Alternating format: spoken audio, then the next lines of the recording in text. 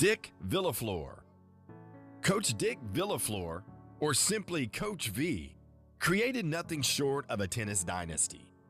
Over an incredible 34-year career, he led our boys and girls tennis program to a staggering 33 state championships, a record that few coaches anywhere in the nation can rival. I first met Dick in the fall of 1988 when I arrived on campus as the men's basketball coach. Dick had been appointed the women's coach and was responsible for transitioning the women's program from 6-on-6 to 5-on-5, which was not an easy task. But because Dick is an outstanding coach, he was able to do so. His commitment to detail, his dedication, his passion, all traits which led to a successful transition. In the meantime, during those first couple of years, I learned all about the accolades and the accomplishments of the Charger tennis programs that he had built over the years. It all made sense to me then. After several years, Dick came over to the men's side of the program, and we worked hand in hand for close to 6 years. What a great experience it was to work with Dick. His insight was invaluable, his dedication to the program. He would play any role he needed to play to be successful. There's no secret why whatever he coaches, whether it be cross-country, basketball, or tennis, that he was a rousing success. Dick, congratulations, a great job at Heritage Hall on your many accomplishments, and congratulations for being one of the main architects of what winning is all about at Heritage Hall. Another Hall of Fame, Dick. Couldn't happen to a better guy. Very happy for you. Congratulations. But Coach V's greatness wasn't measured only in trophies. It was in the way he cared. He had an incredible ability to connect deeply with his athletes, guiding their development both on and off the court. So, Dick, I just want to say congratulations, deciding as a young man, I believe you were 23 when you were hired as tennis coach at Heritage Hall. Joey, when I talked to him about you, he said, yeah, we called him by his nickname, Clutch, because he was that for us as our tennis coach. You coached Jessica and Erica. Jessica always likes to talk about your whistle. I'm not exactly sure what she's talking about, but she said, yeah, he was blowing that whistle again today often. I guess you and that whistle. Erica talked about the best coaching advice you gave to Erica. Erica won 3 state titles, and you got to witness her run of 40-something in a row. You put her on the forehand side. You coached Erica, hit it cross court. You got the best cross court I've ever seen, and so she still believes she has the best cross court she's ever seen, thanks to your coaching. Anyway, congratulations. Proud of you. Proud you're a Charger, and Kathy, thanks for all you did. You stood your post side by side, and we appreciate you and your girls and Caleb and your family, and so attaboy. He coached with empathy, with insight, and with the unwavering belief that every athlete had more to give, and he helped them find it. His legacy is written in banners, yes, but more importantly, in the lives he touched. Vegas! Congrats, Coach. Incredible run, well-deserved honor. I have 2 primary memories of high school tennis with you. The first, and if Rod Warner and Guy Bramble are in the crowd, they might have a small cardiac when they hear this, was when you found out I turned 18 before my senior year of high school. And you were absolutely certain that because I was 18, the school's insurance policy also covered me, and that meant I could drive the entire team in a hauler to Ada. I was skeptical, but you were confident, and so behind the wheel I went, and you controlled the radio, and we talked the whole way down about how much you liked Ada's coach Skip and the random candy at that corner store next to the courts. and how you thought about team construction and how critical doubles were to the overall team success. And Coach, you already know this, but you were right. I looked it up. From 1990 onwards, in the years where you won a combined 21 boys and girls state tennis titles, 67% of the time you had at least one doubles team also win a state title, which is incredible. My second memory is watching you be a master button pusher with everyone. And for me, that happened to be my senior year at the state tournament. In the semis, I was playing Grant Williams from Clinton. And I was down at a set point in the second, and I was running across the court to hit a forehand up the line I'd probably hit 1,000 times in my life. And I missed it wide and lost the set, and my momentum carried me over to where you were standing. I just looked at you and I said, Coach, I am playing awful. And you just looked at me and said, well, Brandon, maybe you should consider doing something about that. And I'm gonna go watch some doubles, so I'll be back later. And so I sat there in the 10-minute break between sets by myself trying to figure out if I should be pissed at you or inspired by you. And I realized neither. You were just trying to calm me down and tell me that you weren't worried about the outcome of the match. In the final, I played Jeremy Dunham from Okmulgee, and he was an excellent tennis player and wound up playing all 4 years at OU after high school. And I split sets with him as well. And this time you stuck around for the break, and we went back towards the fence line to sit down because it was the only place with shade, and I changed my socks, and I looked at you and I said, Coach, I'm tired. And I was tired. And you looked at me and changed the subject to execution, and I recall you saying, why don't you take a little bit off your serve, put a few more in, give yourself some more volleys. Remember, he hits a heavy flat ball when he's set up, so move him around, get to the net more, cut off these points. And then you returned to the tired comment, and you said, Brandon, it doesn't really matter if you're tired. I don't really care if you're tired. And you know who really isn't gonna care tomorrow if you're tired right now and you don't close this out? You. So there is no tomorrow. Now go win this thing.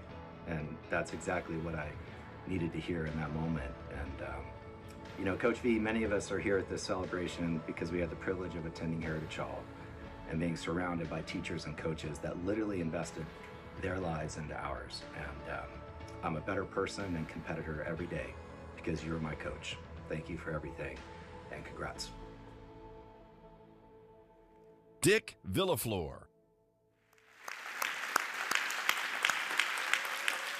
Awesome tributes. And Brandon Bethea is seated right out here, you guys, if you want to know where Brandon is. That was beautiful.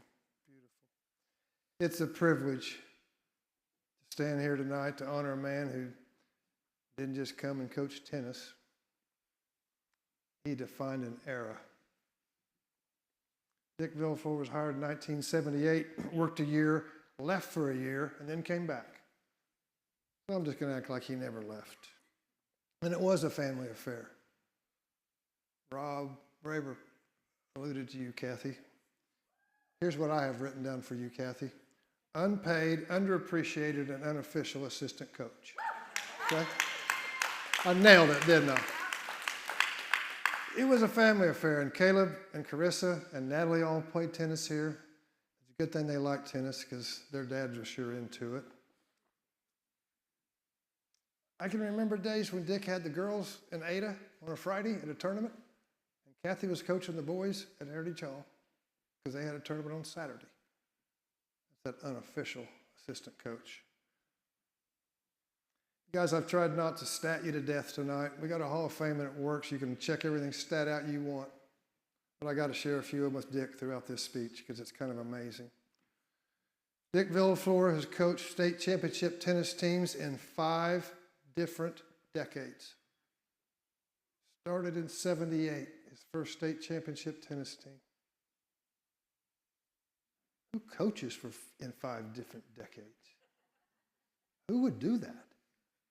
And who does it and maintain the level of excellence that you did? I've already admitted I grew up in Bethany and I graduated from Putnam West. I don't have a vocabulary to cover that. I'm just going to say it's miraculous. 5 different decades. I'm not going to say the kids changed, but I bet the time sure changed. 78 was different than 2012. I do know that. Heck, in '78, they probably let the kids smoke between sets or something, didn't they? I mean, the 70s were a weird time. You've already seen the hair. We've talked about that. Why did nobody tell us our hair was so stupid? I was a 75 grad, by the way. I had hair back then. Dick also coached cross country, boys and girls here. Of course, he coached boys and girls. He coached boys basketball with Keith. He alluded to that. And he coached girls basketball, and he was the transition coach. Oklahoma went from 6-on-6 girls basketball to 5-on-5. That's a true story. 6-on-6, 3 girls, you played on half the court. You couldn't cross half court. 3 girls never shot the ball. All they did was play defense all day. Didn't have many girls wanted to do that. Rod, he said, hey, we're going to 5-on-5. Oklahoma gave us a little window, 2 or 3 years to transition to 5-on-5. We were one of the first ones to go 5-on-5. Couldn't find enough games 5-on-5, so we had to run a schedule that combined them. You might play a 6-on-6 game on Tuesday night, and you might play a 5-on-5 game on Friday night. And I guarantee in the 5-on-5 game on Friday night, somebody's going to stop at half court because they couldn't cross half court on Tuesday night. He's laughing about it. It wasn't funny when it happened. You got angry. It's not as easy as it sounds. It wasn't very much fun, and he did it for us. And then he handed it off to Craig. Craig took the girls after that, I think. All right, you ready for this one? Dick Villaflor is not just a legend here at Heritage Hall. This induction tonight will mark the 5th Hall of Fame he is a member of. The 5th Hall of Fame he's a member of. I'm not going to read them all off, but I'm going to point out that he was the first tennis coach inducted to the Oklahoma High School Hall of Fame, and he is also a member of the National High School Coaches Hall of Fame. I think he's the only coach to ever do that around here. I don't know of any other. He's a 3-time National Coach of the Year. 3 times. Obviously, he's Oklahoma City Coach of the Year, All-State Coach of the Year. We don't go and get into all that. That's little stuff compared to national. He coached 2 teams. He was very successful. That's pretty full plate. That wasn't enough. The Oklahoma Tennis Coaches Association is a very active membership. They actually do stuff. The highest office in that association is the executive director. They elect people to that position. Dick was elected the executive director. They're in charge of everything. Everybody in Oklahoma plays tennis, it seems like. They all have boys and girls teams. The executive director is in charge of everything about tennis. They work closely with the association. The association has great respect for the Oklahoma Tennis Coaches Association. It's a busy life if you're the executive director. He's coaching 2 tennis teams. He's teaching PE. He showed up about once or twice a week, quite honestly.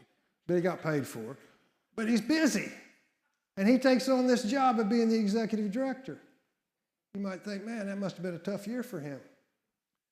16 consecutive years he was the executive director. 16 consecutive. He was a leader of leaders. I don't know if I'm supposed to say 16 years executive director, congratulations, or I am so sorry. Oh, okay. Oh my God, you're crazy. He built a tennis powerhouse here at Heritage Hall. That's a fact. We know it's a fact. Well, how can you tell me about it? All right. I'm going to play one Jeopardy question with you. The answer is 52. Yes. What is the number of state championship titles or runner-up as Dick Villaflor coached? That was a long question. How many times has Dick been the state champion or the state runner-up? 52. There are people in this world that don't have one. 52 times. And you're all looking at me like I'm hallucinating right now. I'm not. 33 titles, 19 runners-up. You add them up. That's absolutely sickening. 52? We are a powerhouse. You talk to his former players, boys or girls. I'm sorry. Nowadays it's men and women. I get confused. You talk to his boys or girls, they're going to tell you about the trophies and they're going to tell you about the championships. They're pretty proud of it. And they're hard to win. But they're also going to talk about his knowledge of tennis, his passion for tennis, his precision. You know, His ability to create a lineup is what set him apart. Tennis is an individual sport. You keep a team score, and that's how the team title is decided.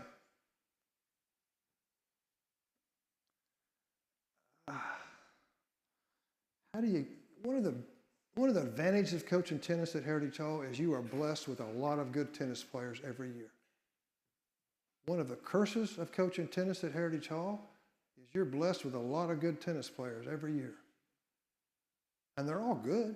They all think they're great. And their mom and dads are sure they're great. You can be a legend and still have to have discussions with lots of players and lots of parents. And he could do that. He could get his players to buy into it. Building a lineup was everything about their success, and the team had to believe in it. They had to buy into it. They had to want to do what was best for the team. And he pulled that off year after year, and not just with boys, but with boys and girls. The fact that you had similar success like that is really special. It's the spring of 1991. I walk in Dick's office. He shared it with Shirley, and it was also the PE office. It's at the north end of the Mathis gym. And he's working on some tennis stuff at his desk, and I see a poem on his desk, and I'm holding it in my hand right now. I'm not going to read it to you, don't worry. But I said, hey, can I see that poem? Sure. Oh, I said, can I shoot a copy of this poem? Sure. And I did, put it in a file. I remembered something about that, and I found it when I knew I was going to talk about Dick. It was written by one of his former players. Her name is Debbie Matkin. She graduated here in 1991. Debbie does not know I'm about to do this, but I'm going to read you about 5 lines of her poem. This is what Dick's players thought of him. She titled it, Winning. We had an individual championship in one hand, and the team title was a lock. But the hardest moment I shared that day was when I saw the tears in my coach's eyes. It was hard to accept the fact that as a senior, this was my last time, and I would soon have to say goodbye. For 4 years, Coach had been there to teach me to always fight. He made me learn what a real winner felt like through his knowledge and insight. Coach never doubted me, although I often doubted what I could do. He guided me in the right direction until my fears were none too few. All coaches hope at some point in time their players feel that way about them. Dick, we had a front row to watch your greatness. You are the gold standard of your profession. Many people search their entire lives looking for an example to look up to. We at Heritage Hall did not have to look very far. Thank you for showing us what a coaching life of excellence looks like. With great pride, I announce the induction of the legend, Dick Villaflor, into the Charger Athletic Hall of Fame.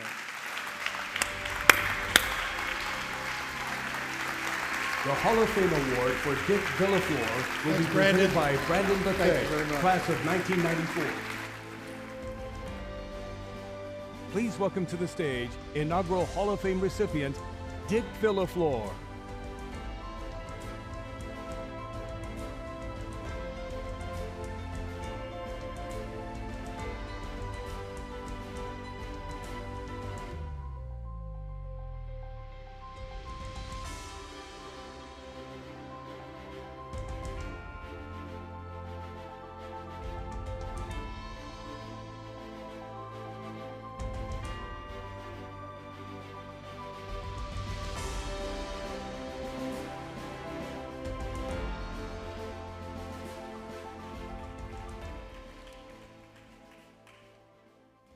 Thank you, Brandon.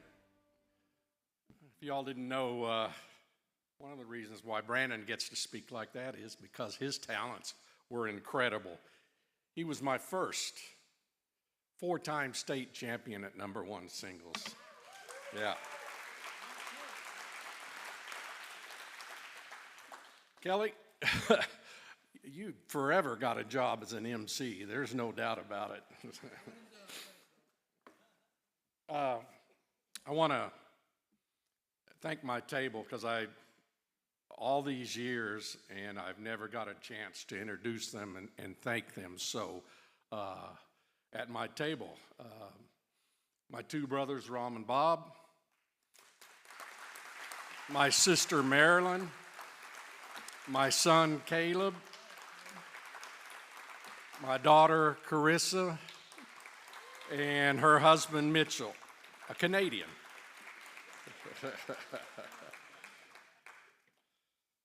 And of course, I can't forget my wife, Kathy.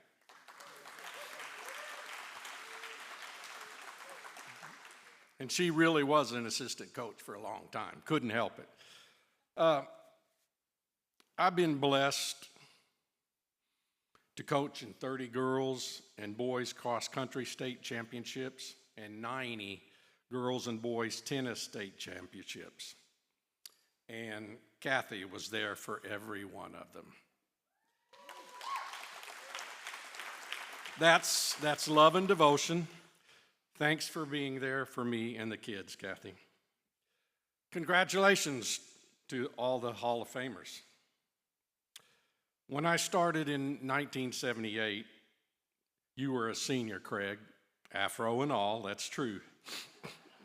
Since then, we have played golf, softball, coached varsity girls basketball together, like Kelly mentioned, from 6-on-6 to 5-on-5, and played many years of cards and poker. If there was ever a Mr. Heritage Hall, you would be him, no doubt about it. 30 years, Shirley. 30 years of us sharing an office, of me bouncing ideas off you for help, of us setting up chairs, tables, nets for PE classes. 30 years of Special Olympics, of us running clocks and doing books for games, freshman basketball road trips. You name it, you name it, we did it. You will forever be in my heart, Shirley.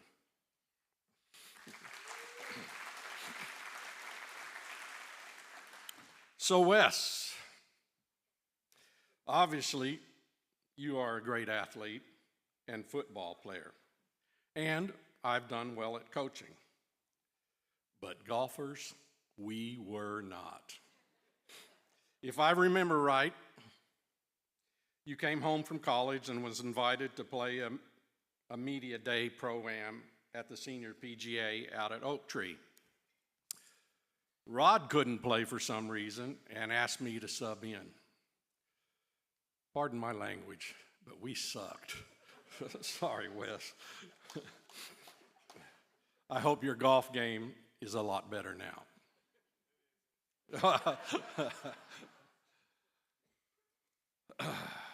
Class of '98 football. Awesome championship game, and the school's first is always special. However, that cannot happen without the comeback in the second round against Davis. Can't remember who recovered the fumble, but that and the touchdown, the deep onside kick, the recovery, and the 35-yard field goal into a 30-mile-per-hour wind in the last minute and a half was simply amazing. So I want to thank all the student athletes I've been blessed to coach, not just in my primary sport of tennis, but in football in the late 70s, freshman boys basketball in the 80s, varsity girls basketball in the late 80s, JV boys basketball in the 90s, girls and boys cross country in the 90s and 2000s, and of course, girls and boys tennis. I wish I could remember all the great champions since 1978. So I would like to at least remember the families that have had multiple children with multiple state titles and all-staters. The most recent, the Bowen family, the Grace family, yes, the Villaflor family, the Wise family, the Banquet family, the Shepard family, and of course, the Braver family. So what has made Heritage Hall Tennis the greatest high school program in the state of Oklahoma?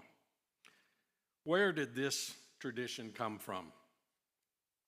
I'd like to think it was Mr. Francis Baxter and Dr. David Goodsell who got me this job, or one of the greatest tennis families in the state of Oklahoma, the Braver family and the matriarch Betsy.